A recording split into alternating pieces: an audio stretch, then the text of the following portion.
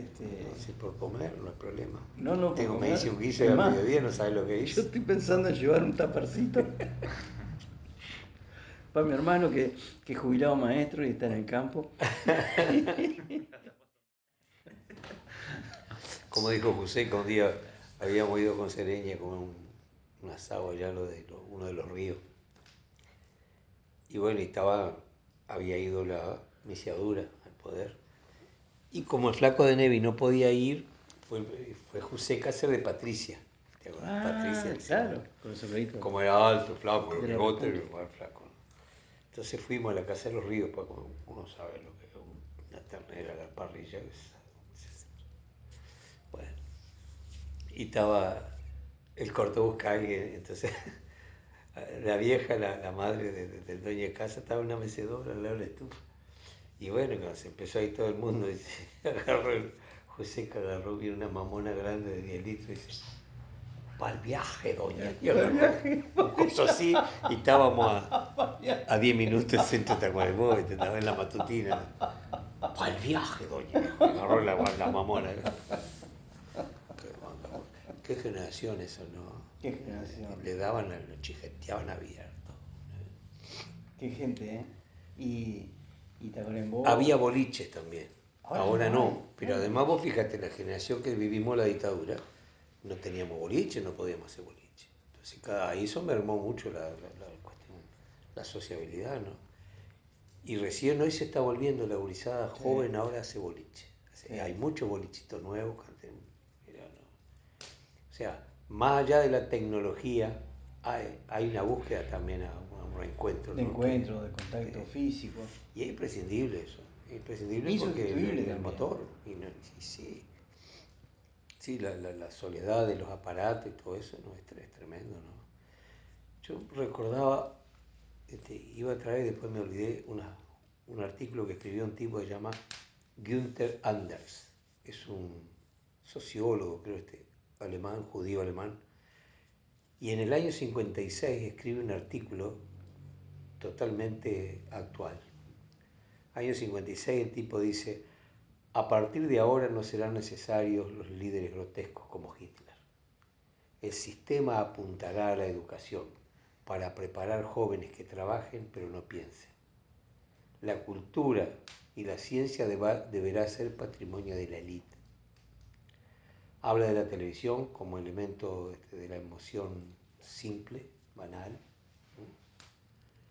56 todavía no había televisión acá, ¿no? Después habla de la utilización del sexo como elemento distractivo, que no hay ninguno mejor. Habla de la banalización de todas las cosas trascendentes de la humanidad y vos ves plasmado eso en la práctica, vamos a decir, organizativa de la sociedad del sistema, ¿no? Creo La ves que en ese plasmada y decís, sentido nos ¿no vienen nos dimos ganando, cuenta? ¿No sabíamos no, nosotros eso? nos vienen ganando 5-0. Sí. 5-0. La batalla cultural es la peor batalla que hemos perdido, donde nos están igualando, todos somos iguales. Bueno, ahora yo venía escuchando la radio y no hay una que no hubiera un reportaje a uno de los blancos o a uno de la coalición. En una, ni una, ¿eh? Proponiendo cosas Ah, sí. maravillosas, Oh, sí, por supuesto. como Carolina le dijo, pero Pero si por van a hacer eso, un comando de seguridad donde van a convocar a las diferentes fuerzas, a diferentes actores, cuando sean gobierno, ¿por qué no lo hacen ahora si si ya son somos. gobierno? ¿Y quién fue que le Estuvo dijo genial. creo que fue Gorsi que le dijo que hiciera que polemizara Delgado con el presidente, ¿no? A ver, que haga un Un debate. debate. Como Sí, que no no, es fueran ridículo. la misma cosa. Increíble, increíble. Bueno, maestro, usted pregunte, yo contesto, yo me voy a sacar el reloj porque cortamos un segundito de chivo. Mirá los gauchos de ahora, mates Stanley, bombilla Sí, Stanley, que y, lo parió. lo que más le preocupó a un tío mío que vive en el exterior es cuando, que acá prendemos el fuego seguido, y vos lo sabes bien, cuando me compré una barbacoa acá, de esa que tienen, Ah, sí, sí, sí. de la que usan en Estados Unidos Ah, para hacer sí. hamburguesas. Y yo ahí cocino todo, carnes, verduras, de todo, porque es como un horno y queda con el mismo sabor, queda bien. Es muy práctico, sí, pero todo el ritual Prender el de fuego. prender fuego, ver la brasita, el asadito. Vos sabés cuál es mi debilidad, cuál es lo que más me gusta. La manta. La manta.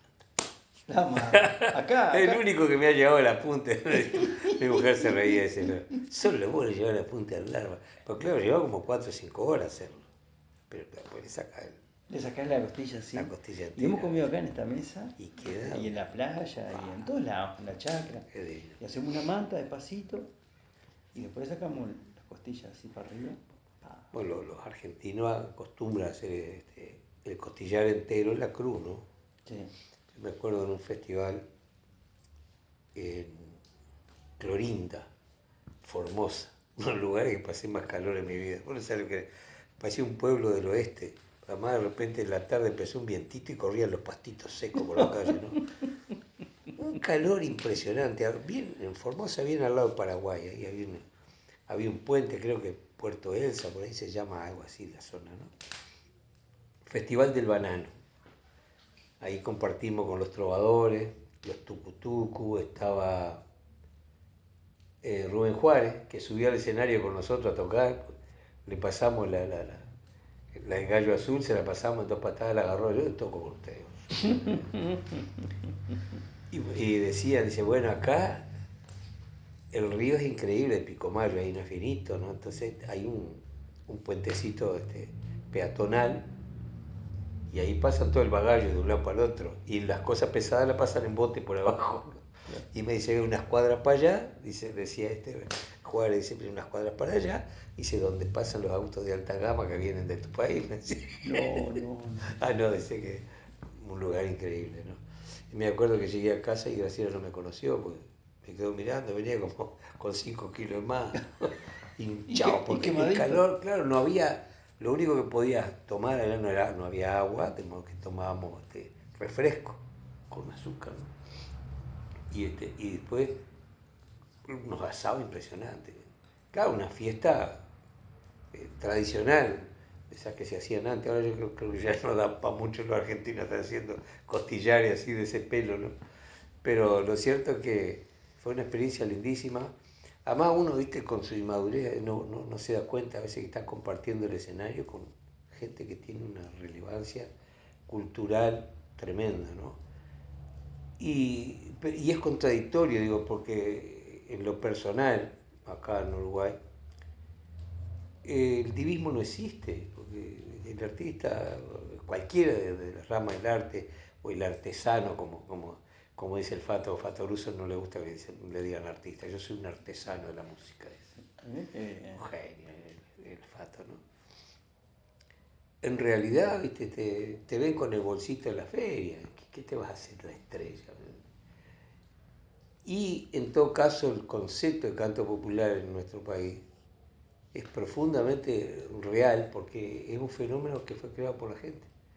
Sí, los cantores estábamos ahí, empezamos a cantar porque había una necesidad, sí, porque quien hace cualquiera de las materias artísticas, en realidad no es porque quiere deslumbrar con algo, sino que es una necesidad interior. Si vos sacás para afuera a través de lo que elegís, tu vivencia, tus frustraciones, tus temores, el pintor cuando, salvo que vaya a ser un retrato o algo muy específico, cuando pega la primer pincelada no sabe para dónde va a agarrar después, ¿no?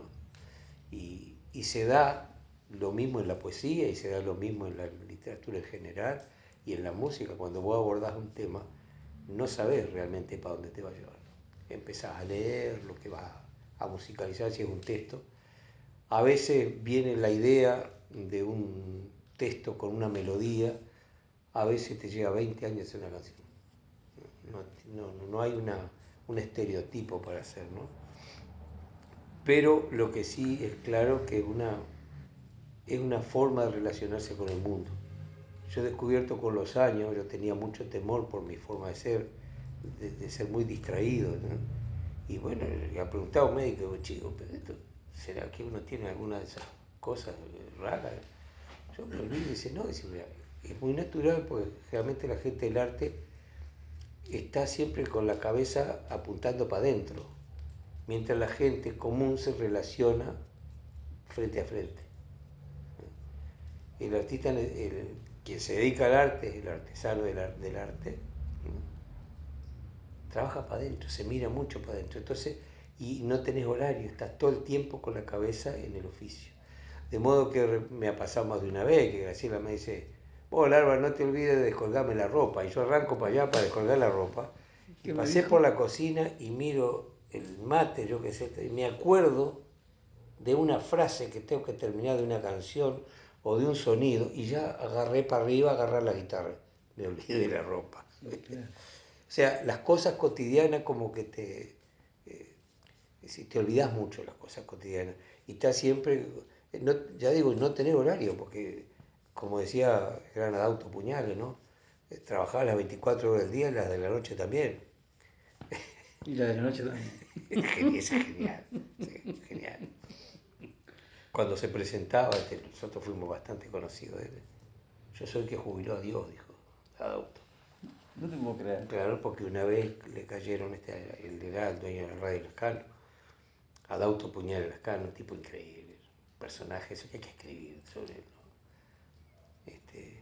Y parece que llegaron los testigos de Jehová, ¿no? y le dijeron, Adauto, mire ahí, hay unos señores que quieren hablar con usted. Dice, pero estoy ocupado mejor. ¿Quién son? ¿Son testigos de Jehová? Dígale que pase, que le firmo todo, que no hay problema, lo jubilamos seguido. Pues Testigo claro, de pensaba Jehová. que eran testigos que iban a jubilar ahí. Y él se presentaba así, yo sé que jubiló a Dios, decía. Y era un tipo sumamente inteligente. Cuando agarra el gobierno, de- después de Irineo Ries, me acuerdo, echó a 1.500 empleados. Y lo único que salió en la prensa es que él iba a traer camello para el Cabo Polonio. Cierto. Largo ese bolazo, iba a traer camello. Y nadie se acordó de los 1.500 echados. Esos bandidos, ¿no? Pillos de los políticos viejos del Para interior, las dunas de que Cabo eran, Polonio. Quería que traer eran camino. ligerazos. ¿Viste cuando te encontraban, te cruzaban en la plaza y te decían, lo tuyo está? Sí. Y vos no habías pedido nada, pero viste, frente a la gente que había, se suponía que ya estabas enganchado en algo. Lo tuyo está, mirá que sale. Y vos, ¿de qué me está hablando? Era genial. Abrazador como sol de enero. Esa raza ya Sí, sí. de políticos Muy se pintoresco, está ¿no? perdiendo. Sí, Se ha perdido mucho. sí. Ahora lamentablemente nos han metido dentro de una forma de hacer política que yo nunca pensé que íbamos a llegar a tan bajo nivel de actores políticos por un escándalo todos los días. Un escándalo Sí. hoy, un escándalo mañana y cada vez peor. Y lo más lamentable es que los medios tiran la pelota para afuera. Bueno, es claro que los medios son del poder, ¿no? Yo recuerdo palabras de gente muy encumbrada que tuvo oportunidad de ejercer cargos.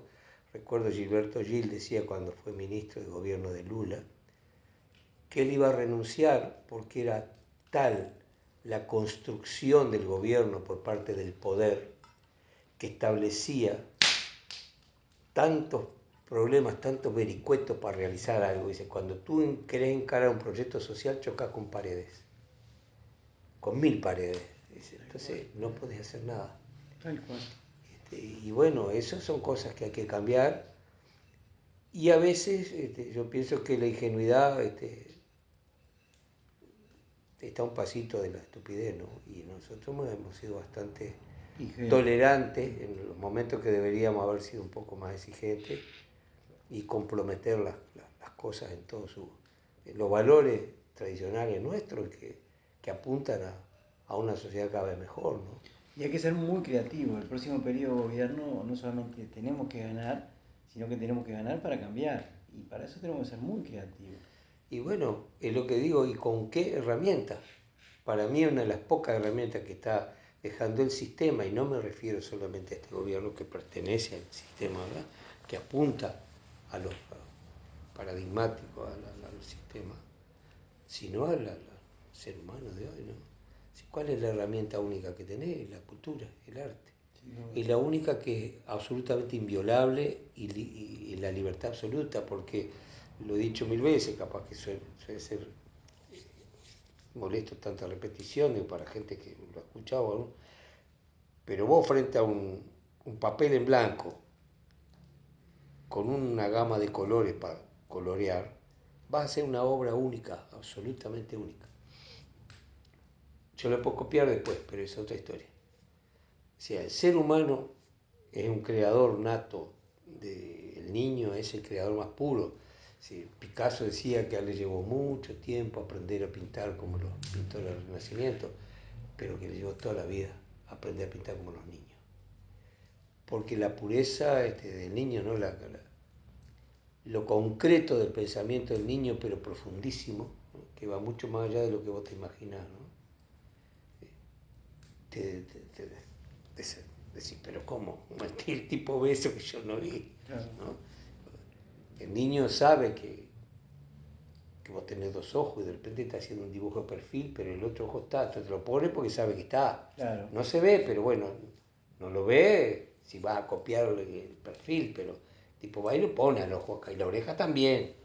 Entonces va a decir, claro, es una herramienta increíble la cultura artística. Y un tipo frente a una canción es lo mismo. Y también está ese detalle que también reitero siempre porque para mí es un ejemplar lo que dijo el Bocha Benavides en una clase de literatura. El autor es un visor inteligente de su obra. Sabe lo que hizo, pero no lo que le salió. La obra siempre termina haciéndose en el otro. Exacto. El hecho de una lectura entre varias personas en la misma obra, las películas de cada uno va a ser distinta. Exacto. Porque está la historia, la personal, su impronta, ¿no? su forma de ver la vida, su edad, sus vivencias, ¿no? Muchas veces el intérprete no es el artista, el intérprete es el que recibe Por la obra cierto, de arte. por cierto, ¿sí?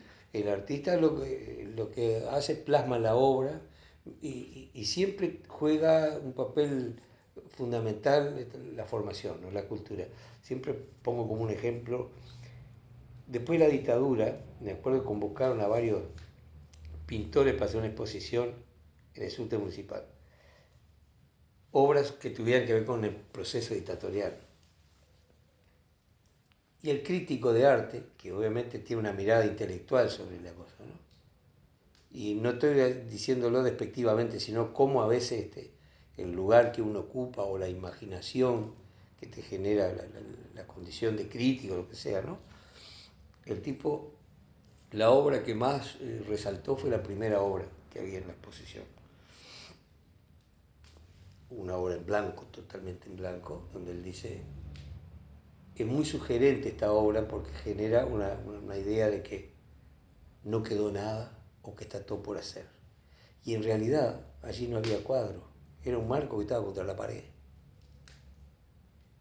Entonces toda Qué increíble la eso. elucubración Claro, intelectual del tipo claro, se divagó y se fue para otro lado, ¿no? claro. Entonces andá por el editor que no hay No cuadro, hay cuadro. era un marco contra la pared. Y de repente eh, le preguntaba, bueno, la otra vez estaba leyendo algunos niños que les consultaban sobre obras clásicas, ¿no? Y las reflexiones eran increíbles, increíbles. O sea, la creatividad de Gurí mirando una obra de Picasso, una obra de Dalí, de una naturalidad y de una riqueza que vos te quedás asombrado si mirá lo que ve el tipo, y a mí nunca se me ocurrió, ¿no? Y lo que observaba de repente. A mí uno de los libros que más me impresionó de chico, que mamá no los leía, porque aparte ella tenía como para escribir varios libros. Hoy mamá estaría cumpliendo, hoy 3 de junio estaría cumpliendo 90 años la vieja. Mira, Este, el humor en la escuela de Firpo. eso era Entonces genial, el eso era humor de genial, los eso era genial. niños diciendo cosas tan, Eso era maravilloso. vamos a decir, cotidianas, Sí. y qué impresionante, impresionante. Y nosotros que nos criamos en el campo, y antes yo creo que los niños tenían más contacto con el campo, Claro, eso lo hacían sentir y vivir la naturaleza y los ciclos de la vida más naturalmente. eh, Creo que es de las cosas que hay que rescatar. Papá escribía, ya al fines del siglo XX escribía la evolución antropológica del campo uruguayo, donde teníamos más del 80% de la población viviendo en el campo a principios del siglo XX, 50 y 50 a mediados del siglo XX, y se había invertido, era el 20% viviendo en el campo y el 80% en la ciudad. Y ustedes en algunas de las canciones eso lo dicen, en Martín Aranda, en canciones que hablan de tantos solos juntos en la ciudad. Sí, sí. Y, y yo creo que el Uruguay tiene un gran desafío para el campo. Yo lo que veo que también ustedes le están llegando con la cultura a esa gente que emigró del campo hacia la ciudad y siguen arraigados a su campo y a su anterior vida, por llamarla de alguna manera, a través de las canciones de ustedes. Entonces, ahí también está el intérprete, como decíamos Sí, recién. y hay ¿Cómo interpreta cada pero uno? hay un desafío grande en eso, ¿no? El retorno a la gente a la naturaleza y a la creatividad, ¿no? Porque tenemos un país maravilloso, podíamos vivir tirado para atrás, Sí, el doble, como dijo Wilson, ¿no? Que si no eran capaces de darle de comer a 3 millones de habitantes, eran los cretinos, éramos todos, refiriéndose a todos, ¿no? Y es cierto, claro. un país pequeñito donde yo siempre lo vi como ejemplo cuando tuve la oportunidad de visitar Nueva Zelanda, que nos contaron más o menos cómo era el proyecto, ¿no? Allá nadie tiene un campo más grande de 250 hectáreas. Y allí está relacionado absolutamente todo, la producción, con la universidad, con los bancos y con el gobierno. De modo que tu campo, es decir, lo va a analizar la universidad en colaboración con los intereses que vos tengas, y decir, bueno, mira, este campo está preparado para plantar tal cosa o para producir determinado tipo de ganado. Si vos asumís esa responsabilidad, tenés opciones, ¿no? Que después también se analiza en función de la cantidad de producción. Y a partir de allí tenés el apoyo de la universidad en el aspecto técnico, después el banco da el dinero para la semilla o para la producción, y el gobierno compra la producción. O sea, está cerrado el circuito. Y vi una ciudad maravillosa, ciudades increíbles, un paisaje absolutamente bucólico, ¿no? Un verde, aquello. Bueno, no existen animales ponzoñosos. Carrero me decía, estaría bueno para traer un casadito de crucera para acá. No hay animales ponzoñosos. Los helechos llegan a ser palmeras, ¿no? Unos troncos así Qué maravillosos. divino. Y Pero una ciudad increíble, y ahí la producción está muy, muy estimulada. Y ve a los gurises que van a la universidad, van en bicicleta, generalmente, todos en bicicleta. Las carreteras son recién hechas, la, la pintura es impecable. ¿Sí? No veo un pozo de ningún lado. Y ves un compromiso. Allí escuché por primera vez el compromiso con la ecología, ¿no? Nunca, estoy hablando del año 86, ¿no? Acá no se hablaba de ecología, nada, del cuidado del planeta, nada, ¿no? Y allí ya me sorprendía la actitud del pueblo. No veía un papel en la calle, basura en la calle, no había. En ningún lado había una educación que también deviene de no tener necesidades básicas, ¿no? Que ahí es donde está el problema fundamental. Si un país chiquito como el nuestro, las necesidades básicas tendrían que estar muy claras, ¿no? Después te voy a contar una hay, anécdota respecto hay tres países netamente exportadores de ganado, y exportadores de productos de materia prima, que son más exportadores que consumidores, que son Uruguay, Australia y Nueva Zelanda. Son los tres países netamente exportadores donde la balanza comercial es básicamente la exportación del 80% de lo que produce. Así que tenemos muchas similitudes, pero partimos de raíces históricas distintas. Acordámonos del siglo XVIII, del siglo XIX, cuando Artigas hizo todo aquel proceso revolucionario que nos da, comienza a darnos la independencia de la banda oriental, en donde Artigas se proyecta como estadista y como latinoamericanista, con aquella batalla de las piedras de 1811, y Artigas ahí dice clemencia para los vencidos. Ahí Artigas se muestra como un hombre Una humano, dignidad, una... a los vencidos había que darle una mano, bueno, en aquel entonces se degollaban a todos los No vencidos. era el recurso de la humillación, sino el respeto al enemigo. Que yo creo Y que hay que, claro, no, el enemigo es el enemigo. exacto, pero en una Hay que batalla hay respetarlo. quien gana y quien pierde. Sí, Y después Artigas dijo, en las instrucciones del año 13, dice, mi autoridad emana de vosotros y ella cesa ante vuestra presencia soberana. Y Artigas estaba bien porque era un hombre piadoso, clemencia para los vencidos, demócrata, mi autoridad emana de vosotros y ella cesa ante vuestra presencia soberana. Hasta que los estudiantes sean tan ilustrados como valientes, los orientales. Veníamos todos muy bien, hasta cuando el primer gobierno de Artigas, cuando el reglamento provisorio de cuando le tierra toca la dice, tierra dice a las calles de Posito, la dije la tierra, carrera. la tierra para el que trabaja, bueno, hasta aquí llegamos, general, y bueno, le pusieron precio a la cabeza, es un anarquista, está creando disturbios, y desde aquel entonces hasta ahora, eh, el, Ha sido una traición sistemática al pueblo. exacto, la Sistemática. tradición sistemática del pueblo, y en donde la tenencia de la tierra ha marcado el futuro de la Sí, sí. nación, el pasado y el presente. Entonces, lo que vemos es que si analizamos desde el punto de vista productivo, Uruguay sigue siendo un país agrícola-ganadero, ganadero-agrícola. Y la tenencia de la tierra, que es el principal insumo de los costos de producción, que muchas veces llega a ser hasta el 60% la tenencia de la tierra, en la cual al terrateniente se le paga una renta, el 60% de los costos de producción de la agropecuaria nacional es el arrendamiento. Fíjense en qué número.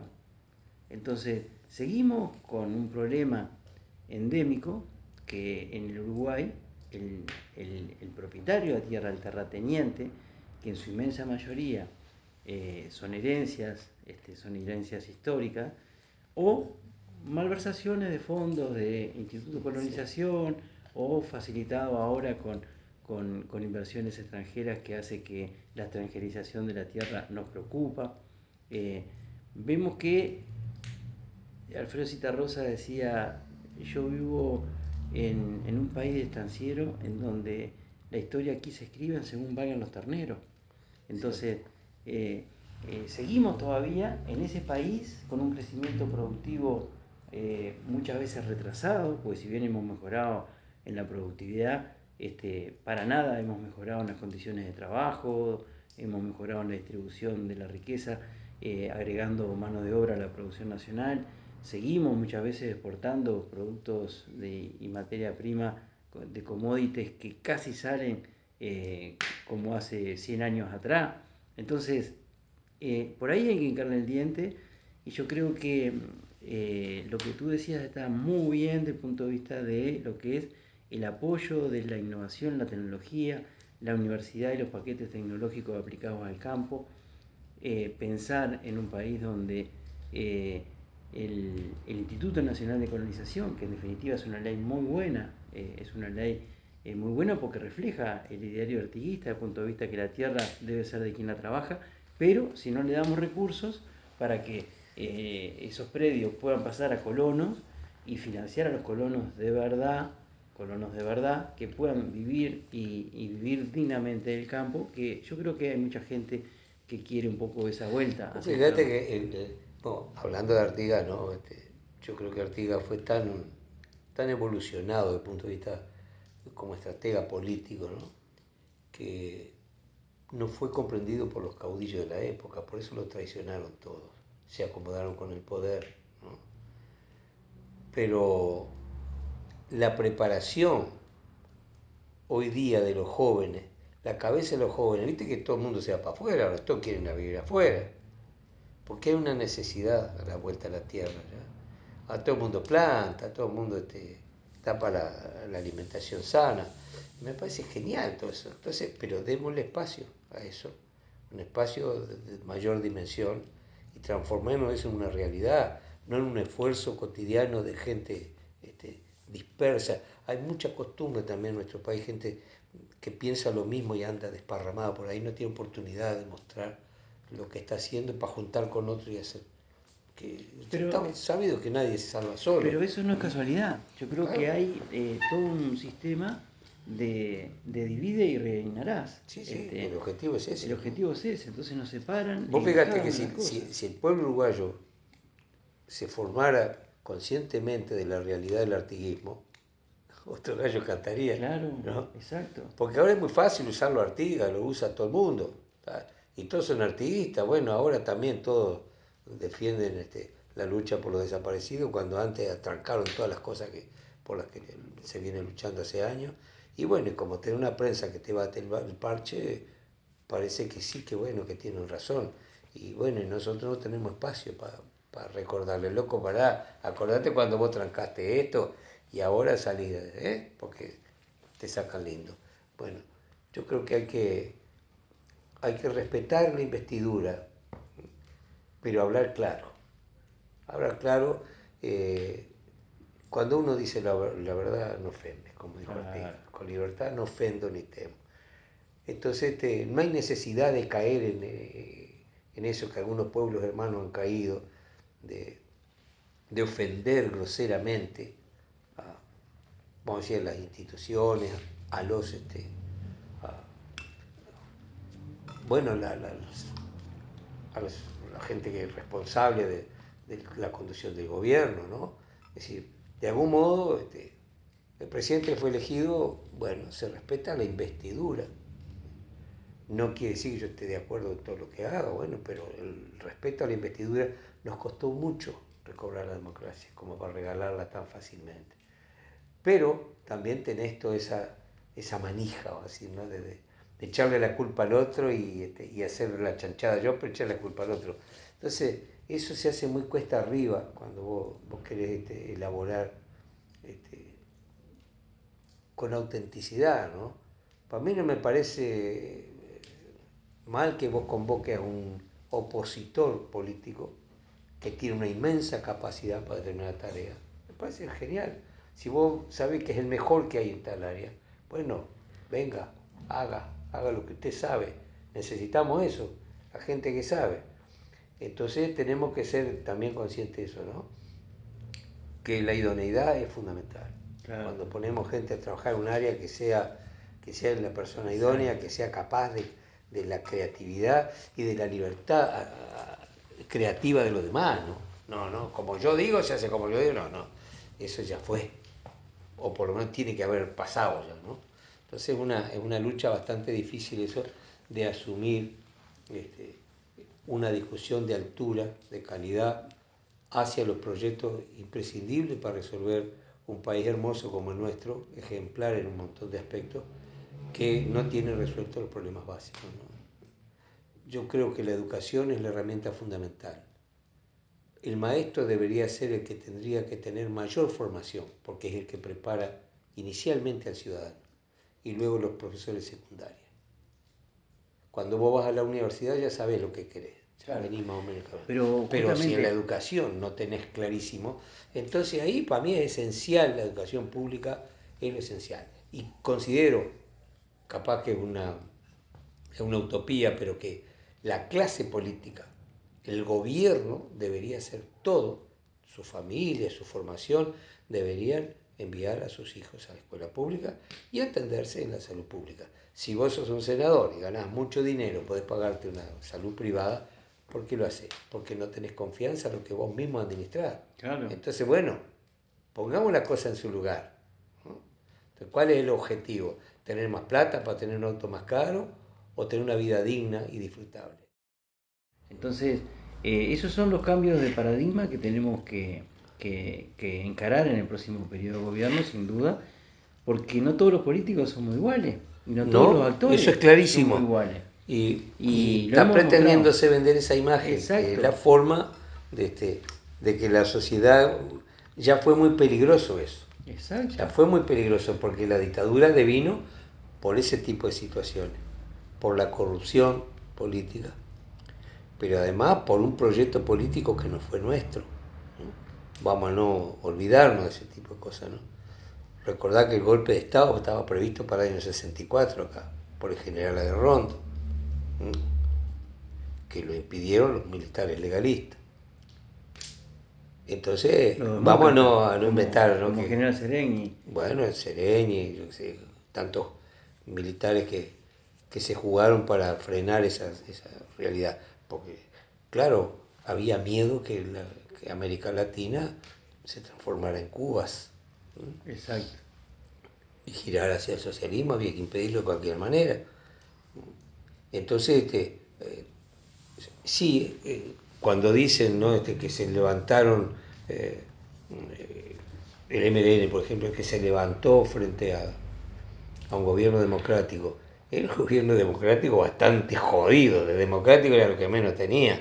Era una dictadura tapada con una violencia tremenda contra los estudiantes, y el sagrado derecho a la insurrección no se lo puede sacar a un pueblo, ¿no? Vos podés estar de acuerdo o no con el procedimiento, ¿no? Pero cuando viene la etapa más embromada de la sociedad, la guerrilla estaba derrotada. Entonces, del 73 para adelante, ¿quiénes fueron los que aparecieron ahora de los desaparecidos? Un maestro, una maestra, una trabajadora social, un obrero. O sea, esos eran los enemigos del sagrado Ejército Nacional. Contra eso era que se había que pelear. O contra un proyecto político y económico que no lo podían imponer si no era sometiendo a la clase política, ¿no? A los sindicatos, a los estudiantes, ¿no? Y por eso digo que hay gente que se viste con el uniforme de Artigas, porque el Ejército Nacional se funda el 18 de mayo de 1811, ahí en la batalla de las Piedras, donde ese ejército popular de Artigas funda lo que es el Ejército Nación, una Sí, nación sí. Y peleando los militares de hoy cargan con una mochila que no le que no corresponde, le corresponde porque... porque la institución hecha por hombres, Exacto. ¿eh? La cobardía del silencio programado para no contar, porque si vos decís, bueno, yo peleé por la democracia frente al... Bueno, decila, ¿dónde están los que... ¿Por qué mataste a un maestro? ¿Por qué secuestraste a una maestra, a un obrero de la construcción, a un... ¿Por qué? Pero es más, y si hilamos un poquito más fino, decíamos recién que Artigas esboza la frase clemencia para los Oh, vencidos. Entonces, ¿qué más vamos a decir? suponer que ahí había una vencidos y vencedores, vamos a suponer. No es el caso porque los que habían decidido ir a la lucha armada, resulta que ya estaban todos presos. Siguieron reprimiendo a partidos que eran legales hasta que ellos decidieron dar el golpe de Estado, que no tenían nada que ver con la guerrilla. Y esos son los maestros, los obreros que siguieron matando y desapareciendo. ¿Dónde está el clemencia para los vencidos del ejército artiguista? Eso tendría que preguntarse las nuevas generaciones, porque, digo, las instituciones están hechas por hombres. Y bueno, y si vos tenés una institución que está cuestionada, bueno, limpiala. Vos tenés más que nadie los recursos, Exacto, si sos parte de la cosa, de exacto. limpiar la casa, ¿no? Entonces ahí sin duda va a haber una reconciliación más sólida.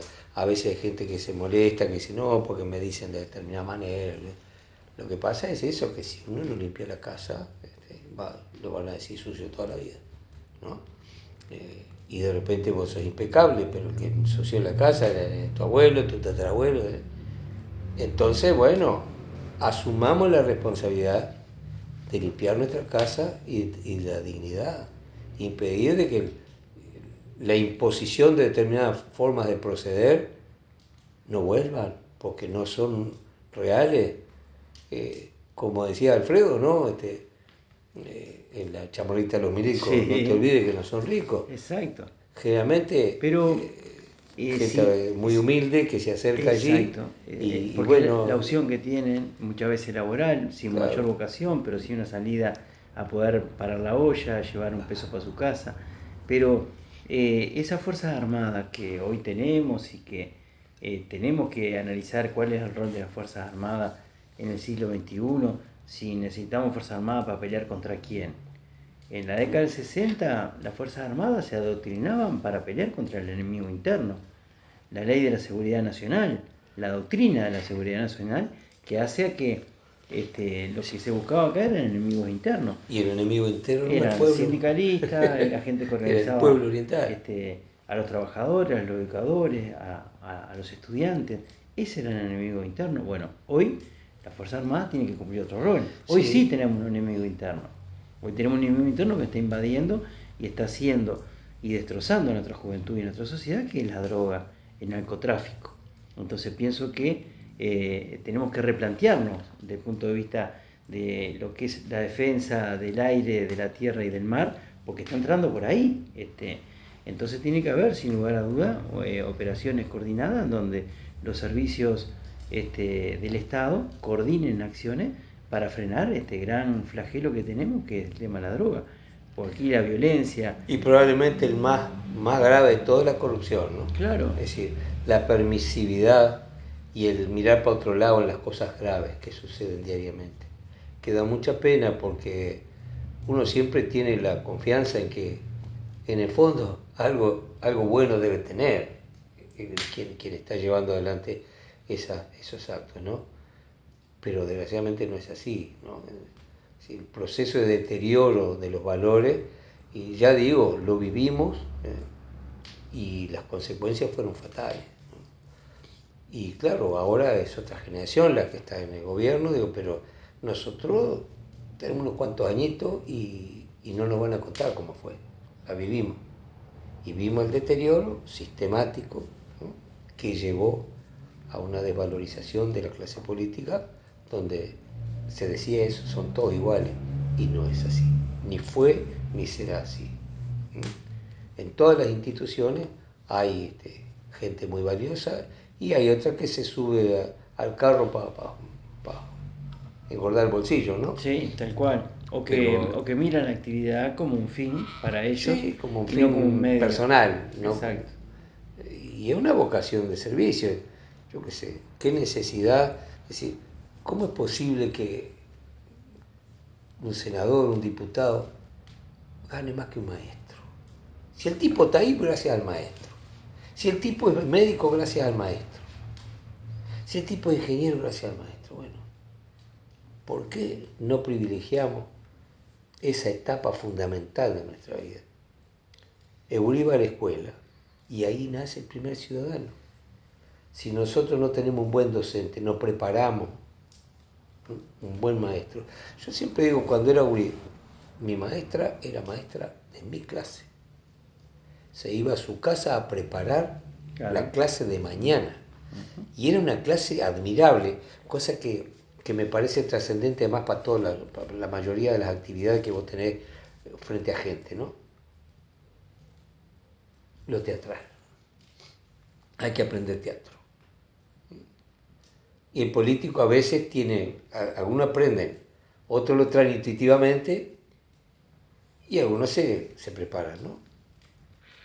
Pero un maestro frente a sus alumnos, si no es un tipo formado, conocedor de la realidad, de lo que tiene allí, de la riqueza que tiene allí, si es un tipo aburrido hablando, no va a aprender nadie nada. Claro.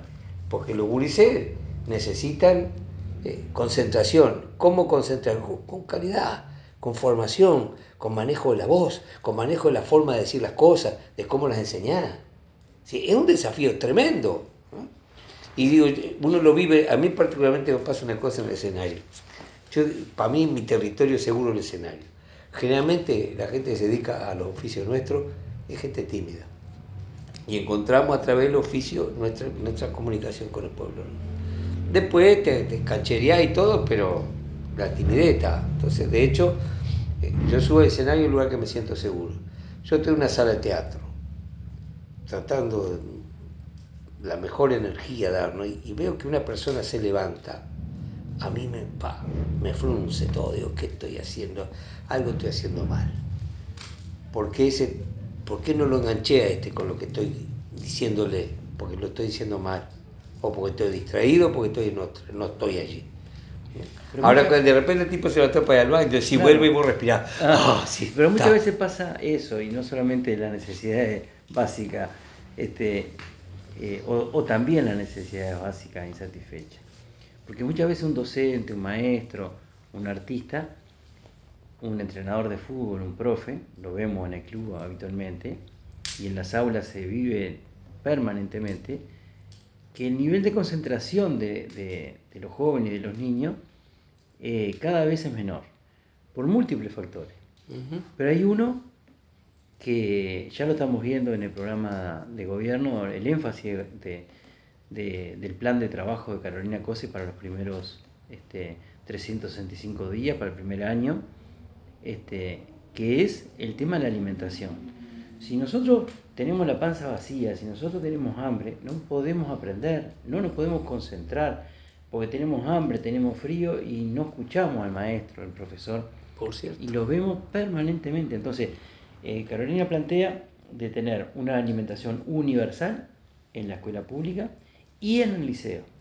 Entonces, eso nos va a permitir que muchos gurises que dejan de ir al liceo porque el gancho aquel de la alimentación en la escuela no lo tienen. Fíjate vos como a lo que llegaron a analizar, de que hay mucha deserción porque no hay alimento. Claro. Entonces, vos convocándolos también a comer, vienen a estudiar. Entonces, eso es necesario invertir ahí. ¿Por qué? Volvemos a lo mismo, porque un pueblo educado es un pueblo que tiene futuro. Un pueblo que no está educado, que no se invierte en el crecimiento, es un pueblo sometido. Entonces, ahí está uno de los despegues. Yo voy a contar una sin duda, del anécdota próximo que año. viví. Una vez venía, allá en la década del 90, venía de Piriápolis compartiendo asiento con Galeano. Y le digo, ¿viste, Eduardo, que salió un informe donde dice que el 60% de los niños de nuestro país están por debajo del índice de pobreza? Me dice, sí, es terrible. Digo, dentro de 10 años tenemos que andar con guardaespaldas o armados. Estoy hablando de la década del 90. Yo lo veía. La clase política no lo sabía. Todos los técnicos no lo sabían, que estaban preparando generaciones de gente poco preparada para asumir una condición de un individuo en una sociedad. No lo sabíamos, lo sabíamos perfectamente. O sea, entonces ahora es muy fácil decir 15 años de gobierno al frente. Venían generaciones. No, generaciones. Hay gente Generaciones que para hace, atrás que hace venían 3 generaciones que no trabajan. Claro. Porque viste a tu padre, a tu abuelo, que no trabajan, que viven de delinquir, viven de... Lo que pasa increíble, cuando se retira el Estado del territorio, cuando no hay oportunidades para los jóvenes, ¿quién avanza? Porque los lugares vacíos, Telman Borges nos decía Canario, los lugares vacíos no existen, se llenan y se llenan de la peor manera. Y cuando no está el Estado en el territorio, cuando no hay contención, cuando no hay oportunidades, cuando los jóvenes no tienen salida, ¿quién ocupa el territorio del lugar? El narcotraficante. Entonces hoy tenemos la cárcel llena de jóvenes que han delinquido y que son jóvenes adictos, donde cada 10 que salen, hay 7 que vuelven. Claro.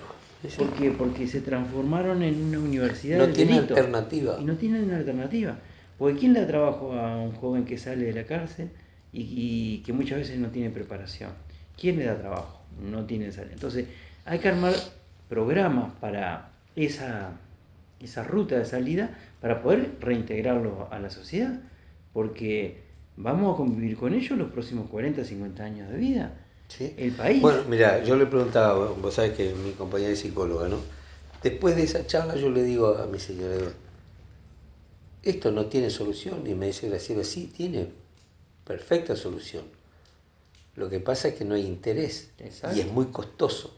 Exacto. Porque vos por cada uno de esos niños que estaban por debajo del índice de pobreza, necesitaba una disposición de docente, profesor de educación física, médicos, psicólogos, asistentes sociales, para la familia, no para niños solo, ¿no?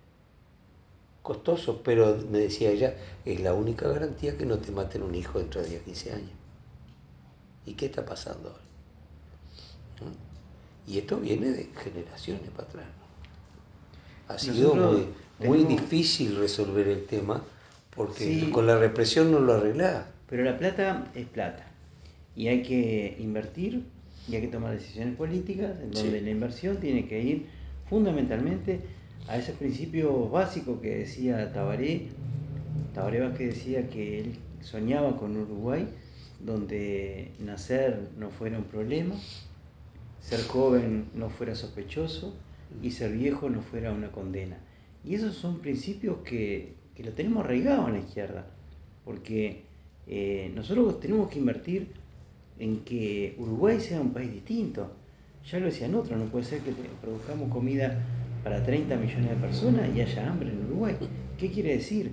Que hay falta de políticas sociales que nos permitan tener este, donde los más infelices sean los más privilegiados, decía Artigas, que nos permita tener condiciones en donde el que viene más atrás se pueda desarrollar.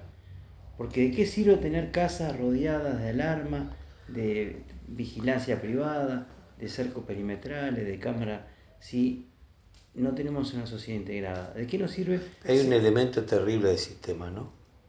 Cuando a través de sus medios han intentado manejar la imagen de poner un pobre contra otro pobre.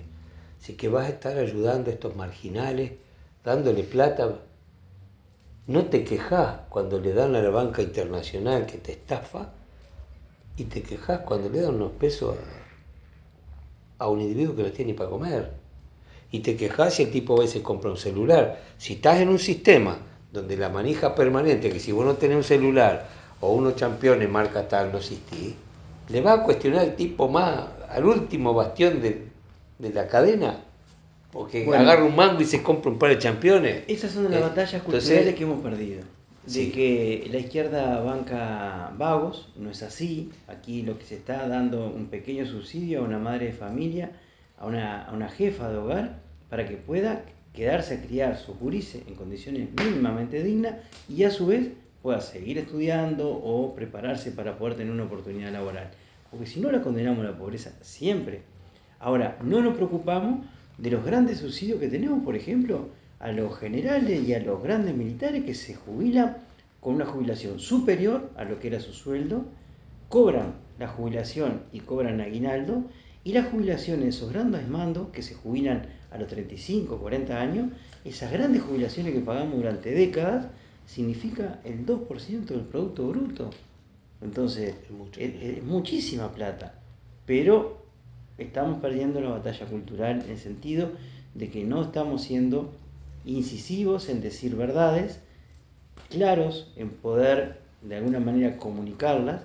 Si bien no manejamos los grandes medios de comunicación, aquí tenemos que ya desde la época de Artigas, cuando se inventa La leyenda la negra. banda oriental, cuando inventan la República Oriental del Uruguay, que es un invento diplomático en donde queda una cuña entre Argentina, que era grande, Brasil, que era grande, y comienza el deterioro de aquella fortaleza que era la República Federales, lo que era el sueño de Artigas.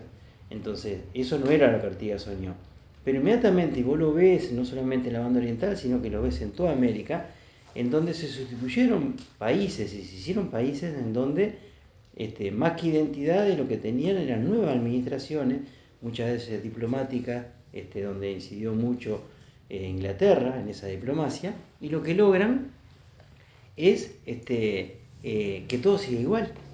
Y controlar todas las materias primas de la Exacto. riqueza interna de la América, ¿no? ¿Y después qué precisan? Necesitan un ejército que defienda a la oligarquía nacional. Sí, sí. Y la oligarquía nacional tiene un brazo armado para que todo siga igual.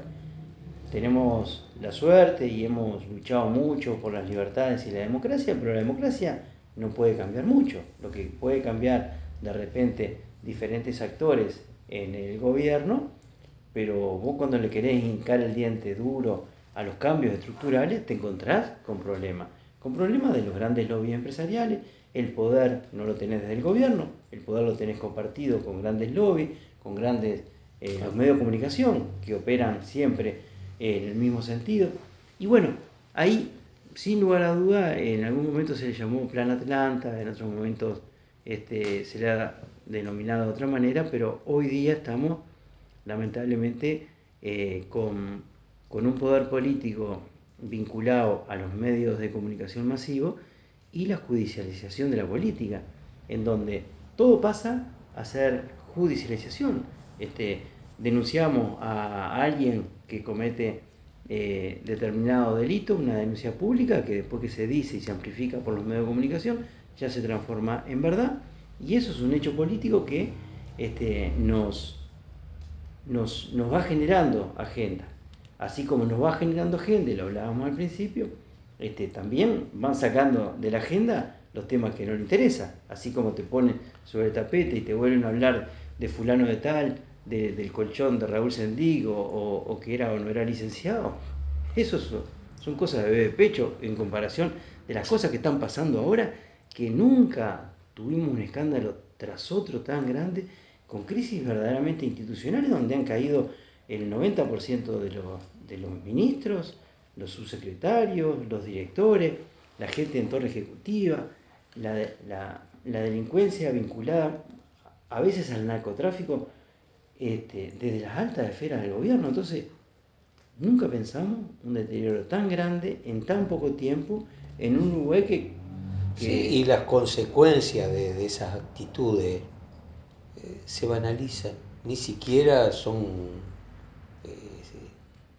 encarcelados, tipos probadamente comprometidos en cosas delictivas, ¿no?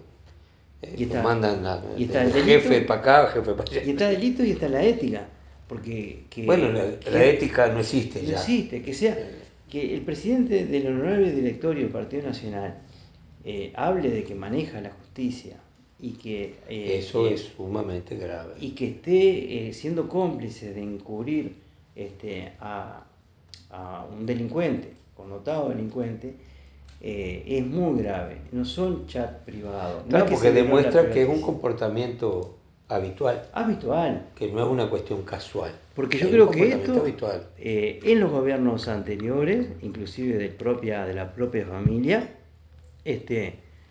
pasaba exactamente lo mismo. Lo único que ahora esta generación, lo que pasó es que lo mató la tecnología. Lo mataron los chats.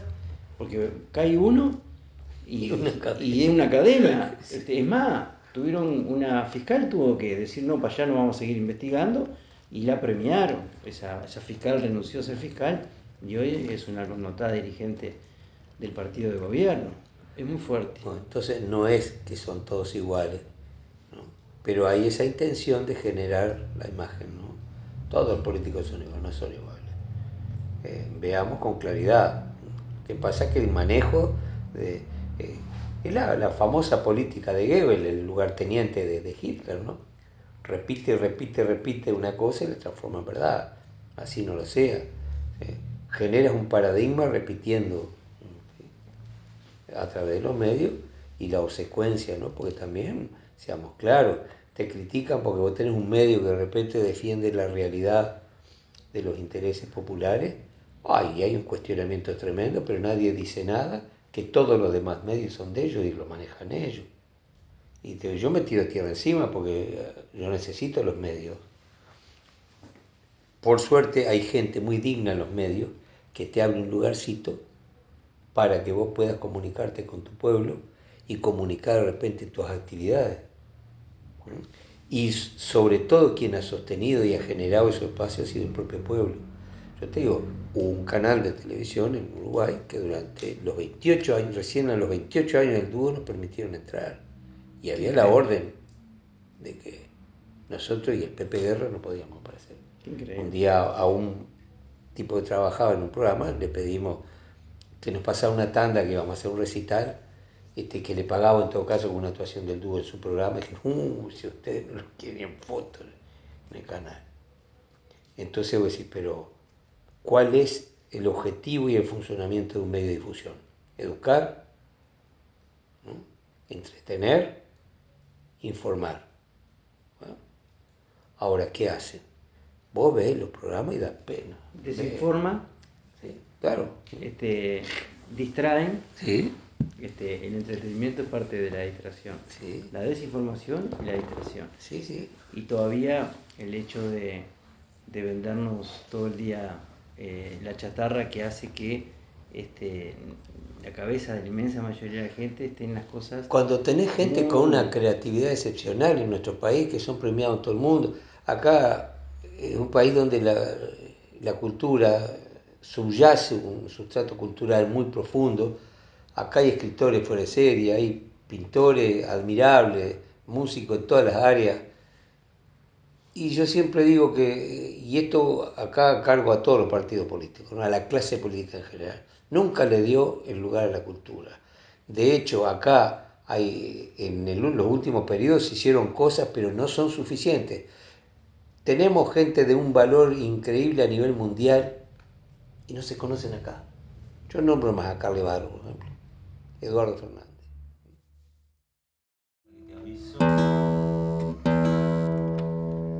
Grabando.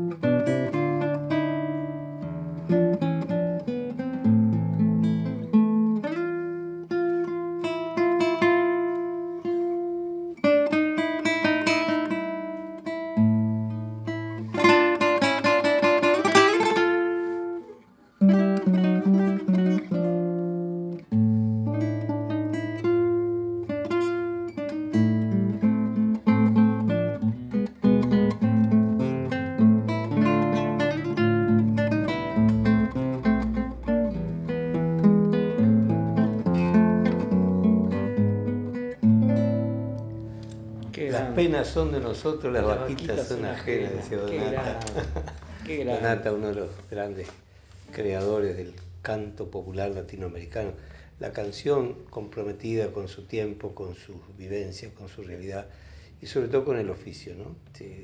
No necesariamente la canción tiene que ser una canción de corte social, sino tiene que ser de calidad. Esa es la responsabilidad, creo que en cualquier oficio, lo que sustenta tu trabajo es la calidad, no hay otra forma. La calidad deviene del compromiso con uno mismo, ¿no? Uno tiene que hacer lo mejor que puede, por uno, porque no es que uno vaya a hacerlo porque queda bien, ¿no? Siento que es una responsabilidad que uno asume cuando elige un oficio, cualquiera sea. O sea que si tendrá tiempo el tema del oficio del cantor y del artista, muchas veces hasta estigmatizado desde el punto de vista del nivel de ingreso, que mi abuelo, Esteban Curró, que aparte no era ningún neófito, era un inmigrante italiano, anarquista, una de sus hijas, la hermana de mi abuela, eh, era asidua de la Asociación Cristiana de Jóvenes, y ahí conoció a un joven guitarrista, Atahualpa Yupanqui, en efecto, ¿no? Y a mi abuelo no le gustaba esa relación porque no tenía futuro. Sí. Y bueno, Bueno, siempre, acá increíble. sigue aquella costumbre. Sí, dice, ¿pero qué trabajás? Soy músico, ¿no? No, ¿Pero no, qué ¿en qué laburás? Soy pintor, sí. En algo tenía que Sí, trabajar. sí. Es increíble. Cuando en lo que te decía antes, ¿no? Que el trabajo en el arte no tiene horario, estás todo el tiempo con la cabeza en el mismo. Y para poder tener un espectáculo y desarrollar un espectáculo profesional y serio, necesitas horas y horas de preparación. Sí, sí, mucho Muchísimo. tiempo y mucha gente, ¿no? Fíjate, nosotros hoy día con el dúo con Mario somos más o menos 20 personas en cada lugar que tenemos que ir a trabajar. Y todas personas especializadas cada uno en su lugar. Los sonidistas, que son dos, uno para el sonido externo y otro para el sonido de escenario. Los encargados de los instrumentos, cada músico tiene un encargado de su instrumento para controlar que vaya saliendo todo correcto, ¿no? el iluminador, el encargado del escenario, es un montón de gente. Sí, Y después tenés los sí, choferes de las sí. camionetas que te llevan. Es muy costoso Y las horas de desarrollar. ensayo, Ahí, claro. horas y horas de ensayo. Sí, sí. Y ni hablar de producir, Sí, sí, componer, sí, ni sí, eso hablar. lleva muchas horas y mucha formación también. Uno no para nunca de estudiar en este oficio, ¿no? Siempre estás aprendiendo y tener esa disposición también, ¿no? De entender que la soberbia no corre ahí, ¿sí? Vos tenés que ser consciente que todos los días estás aprendiendo algo. Y Eduardo, ¿qué se siente ser integrante del dúo más longevo y yo diría más popular en la historia del canto uruguayo? Bueno, no sé si están así. Pues es que a mí siempre me ha costado asumir una condición en ese plano, ¿no? Yo te digo, yo siento que hago lo que me gusta, me siento un ciudadano más, como cualquiera, me gusta lo que hago, pero no siento esa condición la popularidad la veo en el afecto de la gente, ¿no? Sí, me consta. En el cariño, lo que sea, pero no siento un lugar privilegiado. Siento que es mi trabajo, el que yo elegí, me gusta hacerlo y quiero hacerlo cada vez mejor. ¿Sí? Veo que sí que hay gente que de repente el aplauso lo marea. Nunca hicimos nosotros una canción para que nos aplaudieran. Nunca pusimos en un disco una canción que no nos conformara. De pronto no nos salía como queríamos, ¿no? Después que editaste dije, no, no es por el camino que deberíamos haber tomado, pero siempre pusimos lo mejor que pudimos en nuestra obra, ¿no? De modo que hay esa condición, si nosotros asumimos un oficio y lo amamos profundamente y nos comprometemos en hacer lo mejor que podemos. Por eso te digo, es un sentimiento muy aleatorio, porque yo recuerdo cuando veía de muy gurí, lo veía Alfredo, lo veía, yo que sé, los solimareños, Carvajal, era como, como aquello. Después cuando descubrí que son gente común, de carne y hueso, y en todo el mundo es igual, porque hemos compartido escenario con artistas muy prestigiosos en el mundo, con los que hemos aprendido muchas cosas buenas y también de las que no hay que hacer, ¿no? Y a veces hay gente que tiene una actitud diferente, supongo que debe ser por el tamaño del país o del entorno. Acá yo te decía, en el Uruguay la gente te ve con el bolsito de la feria y te saluda con cariño, pero nadie te molesta, no hay un Claro, acoso, ¿viste? claro. Hay otros países donde los artistas son vistos solo en los medios, ¿no? O la gente eh, que está en el ámbito público, yo que sé, un informativista, un relator de fútbol, un jugador de fútbol, están como lejos de la realidad cotidiana. Entonces cuando lo ves, uy, wow. Pero a nosotros nos pasa eso, nunca, y nunca sentimos eso tampoco, ¿no? Siempre sentimos una relación muy afectuosa con la gente. Pero hemos visto que en otros países hay gente que sí Sin que se duda, esconde, que anda con sin duda. guardaespaldas, yo sé. Es otra realidad. Sí, y Uruguay es mucho acá no es así, acá más llano. tenés una. Somos más sencillos. Sí, acá decía Paul Simon, decía el de Simon y Garfunkel, que fue la única ciudad del mundo que él pudo salir a caminar por la calle Claro, principal sin guardaespaldas. claro, Andaba por 18 de julio, el petizo, claro. como si nada, olímpico. Y alguna gente lo conocía, mirá que va a ir, pero nadie, viste, lo molesta. Pero yo recuerdo una vez que estábamos en Buenos Aires, que vamos a encontrarnos en la casa donde está el estudio de grabación y toda la parte de logística de León Gieco. Quedamos a encontrarnos porque íbamos a comer un asado allí, a proyectar un trabajo juntos. Y León no vive allí, entonces llegó, al ratito suena el timbre. Vimos entrar a León Gieco y la tía, le decíamos nosotros, la encargada de la parte comercial, ¿no? Dice, no, ese no es León Gieco, es el fontanero, que es muy parecido, vino a arreglar los caños. No, ese tipo de no, no es León, es muy Es muy parecido, parecido. es muy parecido, pero muchas gracias, porque el tipo no podía andar en la calle. Y León acá le encanta, viene y sale a caminar. Y la gente, viste, mira, alguno te pide una foto, alguno más, pero no más que eso. Pero pienso que tiene que ver también con la magnitud, ¿no? Un país como Argentina, varios millones de habitantes, donde la gente pública de los medios Claro, no es alcanzable en la cotidianeidad, ¿no? Acá sí sin somos duda. pueblerinos todavía. Eduardo, contame, ¿Por qué apoyás a Carolina Cose como candidata a la presidencia por el Vos sabés que Frente? yo tuve una experiencia en la adolescencia muy rica. Tuve mis amigas del alma, que son todavía hoy las mismas, eran cuadros políticos invalorables, de una inteligencia suprema, gurisas maravillosas. Ya te digo que seguimos juntándonos y recordando aquellos tiempos y discutiendo para seguir aprendiendo, ¿no? Y siempre tuve un respeto muy, muy grande por la mujer y sobre todo una admiración por esas capacidades, ¿no? Y he encontrado que Carolina ha demostrado en cada paso de lo que ha hecho su inmensa capacidad.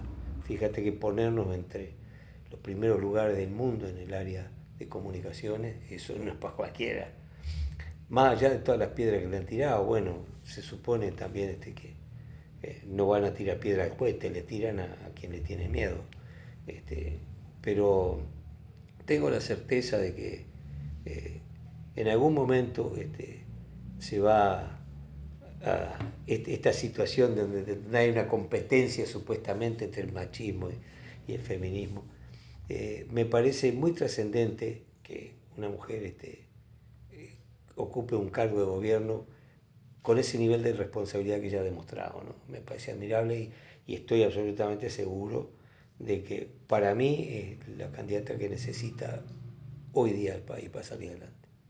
¿Y por qué decidiste, y quiero agradecerte públicamente, apoyar al Espacio 2040, que es un espacio nuevo, en formación, con gente del interior, que para nosotros nos llena de orgullo porque contar contigo y un grupo de compañeros y compañeras, algunos nuevos y otros referentes históricos?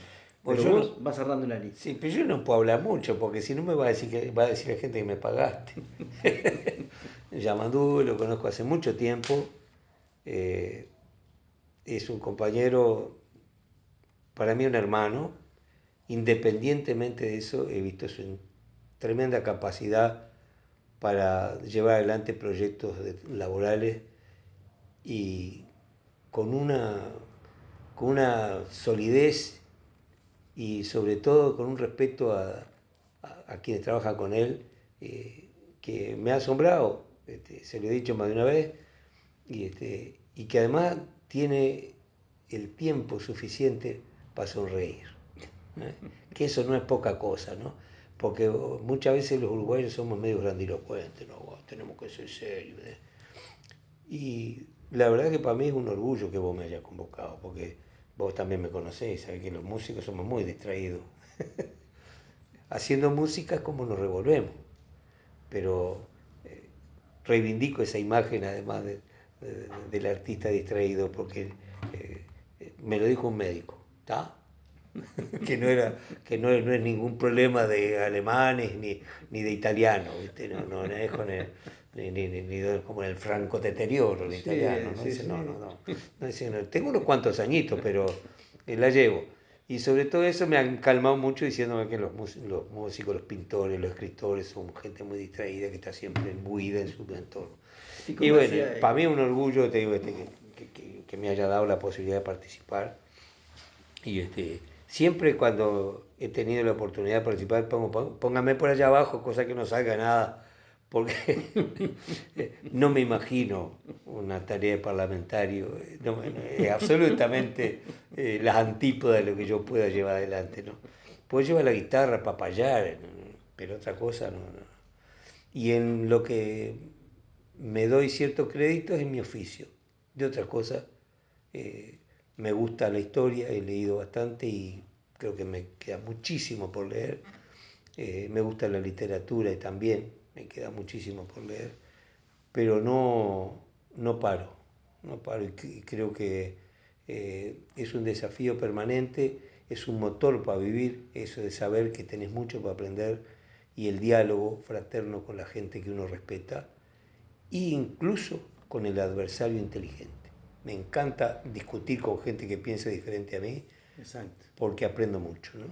Incluso una de las cosas que me gusta mucho es viajar y conocer los otros pueblos para eso, para conocer la diferencia. Esas diferencias que suman, que nos hacen ricos. Sin duda. Cuando entendemos que hay gente que piensa muy distinto y te enseñan a ser respetuoso y tolerante. Eso he aprendido con los años. Antes era medio pechador también, cuando era gurí. ¿Viste? Cuando crees que la sabes toda, no, 20 años. Después llega, te lleva varios porrazos y pucha. Estoy recién en el camino.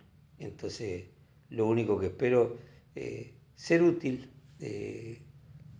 Si soy útil para mí, puedo ser útil para los demás. Si no soy útil para mí, no soy útil para nadie. Entonces, no me escondo tras el oficio para tener otra proyección. Tengo una familia maravillosa que tiene una paciencia eh, especial conmigo, ¿no? Y eso me ha permitido trabajar en este oficio tan difícil como cualquiera de los oficios del arte en nuestro país, ¿no? Ojalá tengamos la inteligencia de reconocer que la cultura es un producto de exportación de primera línea. Hay países que viven de la explotación en el buen sentido de la cultura, ¿no? Sacar sus artistas al exterior. Vos fíjate, yo te tiro una para cuando vos seas senador. Pues imagínate, agarrate varios artistas y le decís, mira, yo te pago un salario de tanto y vos vas a hacer gira por el mundo y traes plata para que con ese dinero se puedan formar las nuevas generaciones de Son artistas. los embajadores culturales, porque trascienden fronteras y nos conocen en el mundo muchas veces por nuestros artistas. Y el artista, como se nutre de la vida cotidiana, lleva en su obra la impronta de su nación, ¿no? Eso, por eso pienso que sí. Y esas tareas de los embajadores que yo tengo, es tan difícil encontrar un embajador uruguayo cuando anda en el exterior. Nunca están, no pueden, no sé para qué están, porque en realidad el embajador lo mandás para que ponga a tu país en el lugar que fue, ¿no? Claro. Me acuerdo una vez con Tabaré charlando ahí, le digo, ¿y quién va de embajador en Argentina? Bueno, va fulano de tal, es un embajador de carrera. Digo, perdón Tabaré, pero debe ser de carrera de galgo, pues yo nunca en la vida lo oí nombrar. ¿Qué hacen, no? Entonces, asumir la responsabilidad de esa tarea y llevarla adelante.